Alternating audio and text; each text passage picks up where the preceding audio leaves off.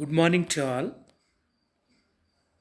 In this session, I am going to discuss about Victorian prose writers. Among them, Newman, Thomas Carlyle, Huxley, John Ruskin, J.S. Mill, and Lord Babington Macaulay. But now, I would like to give you a brief introduction about Lord Babington Macaulay, who was one of the important prose writers in the Victorian era. He was the first Baron Macaulay, who was born on 25th October 1800. He was a British historian and a Whig politician. He wrote extensively as an essayist on contemporary and historical socio political subjects and as a reviewer. His the famous work, The History of England, was a seminal and paradigmatic example of Whig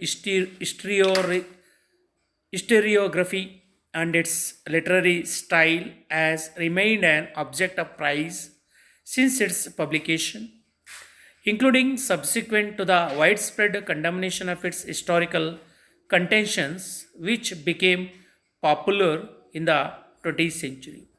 His famous work, The History of England, he published it in the year 1688, in which he has explored and written about the history since 1869 to the present of his contemporary period, so that work has got him a lot of name reputation in England after its publication.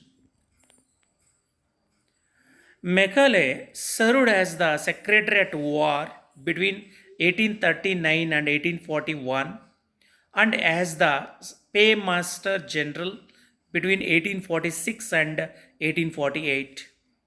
He played a major role in the introduction of English and Western concepts to education in India and published his argument on the subject in the Macaulay's Minute in 1835. He supported the replacement of Persian by English as the official language, the use of English as the medium of instruction in all schools, and the training of English speaking Indians as teachers. On the flip side, this led to Macaulayism in India and the systematic wiping out of traditional and ancient Indian education and vocational systems and sciences.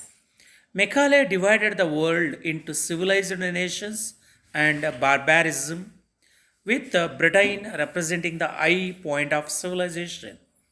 In his Minute on Education of February 1835, he asserted, "It is, I believe, no exaggeration to say that all the historical information which has been collected from all the books written in the Sanskrit language is less valuable than what may be found in the most paltry abridgment used at preparatory schools in England." He was wedded to the idea of progress. The beginning of this state system of education in India under the British rule may be traced back to the year 1813, when the East India Company was compelled by the force of circumstances to accept responsibility for the education of Indians.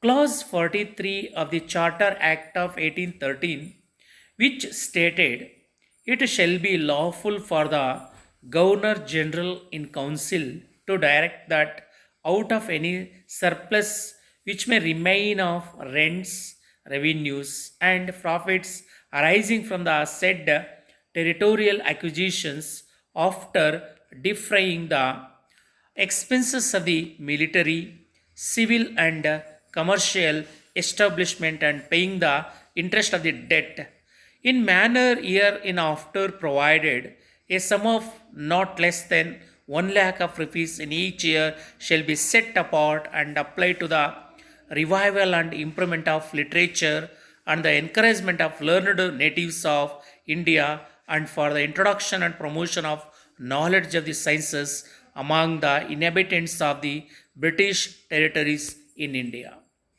So, in this way, Lord Babington had played an important role to implement English education in India when England or Britishers who ruled in India, especially in the 20th century, when Lord Babington Macaulay, who was also introduced his ideas, his thoughts in Indian education. Thank you.